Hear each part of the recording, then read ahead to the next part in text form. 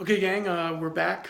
John and I are back in the office, and now we're going to put pen to paper, and all those measurements that we obtained out in the field, we're going to put down onto a detailed site measurement plot plan, so to speak. And I'm going to have John kind of walk us through this. So, John, what do we got here? We know our shortest measurement between the existing structures is 6510. Our setbacks are going to be 10 on the left, 10 on the right of the new structure, so 65 minus 10. So we got 65. So when we measured this home site in the front, we got a measurement of 66. Correct. From carport to home. And I like, by the way, how you've drawn in the color of that home is white and the color of that home is blue. That's good. And then remember, we always take two measurements. So the measurement we took in the back was a little less, 65 feet 10 inches from, actually there was a shed back here, not the carport went about here. Correct. And then there's a shed. From the shed to the corner post of that home was 6510. So what did you do? So what measurement do you take? 66 or 6510? Always take your shortest dimension, 6510. Okay. We know our setbacks are going to be 10 foot from existing structure. And where do we know that? We get the setbacks from? Property manager.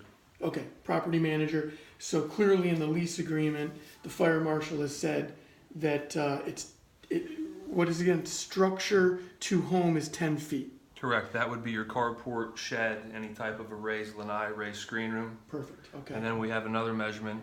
Home to home is 15. Gotcha. Since everything on this street has driveway right, Yep. we're never going to run into a minimum of 15 foot home to home. So we'll go off our structure to home. So here, for example, at our 6510, 65 minus our 10 foot setback.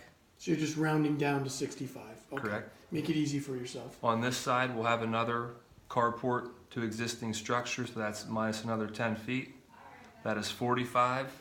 Got it. So our width is 45 foot, 10 inches. inch. Okay, gotcha. Okay. Because you got that 10 inch there. Correct. Okay. So 45 foot, 10 inch is the maximum buildable width. Home, including carport, shed, lanai, whatever your exterior package might be. The home and the exterior package. Gotcha. Okay. With our depth, we know from our sheet, street to home is 20 feet. Even though we have 126 from the tan house we looked at in the field, In the back. we're going to use our 100 foot from the approximate utility easement to the street. So this is a no-brainer. 100 minus our 20 foot setback. We have a buildable depth of 80 feet. Okay. 80 foot. And just to remind the folks watching this video, we had a maximum gross measurement from the curb, the depth from the curb to the nearest home in the rear, which I like how, again, how you're identifying the color, tan, was 126.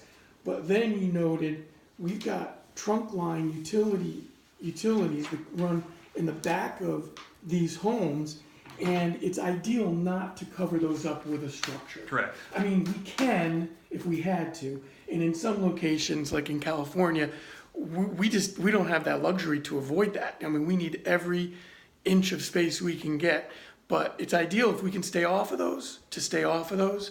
But if you can't, you can't. But in this case, we don't need that extra space. So you eyeballed it at 100 foot from curb, 100 foot buildable. So bottom line is 45 feet 10 inches is the maximum buildable width for a new home and its site-built amenities like carport, and then an 80-foot depth buildable.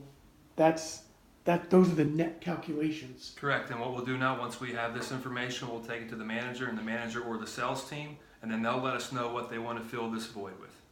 Gotcha. And then we'll go out into the field and stake what they recommend, and we'll let them know if it'll work. Perfect. All right. Thanks, John.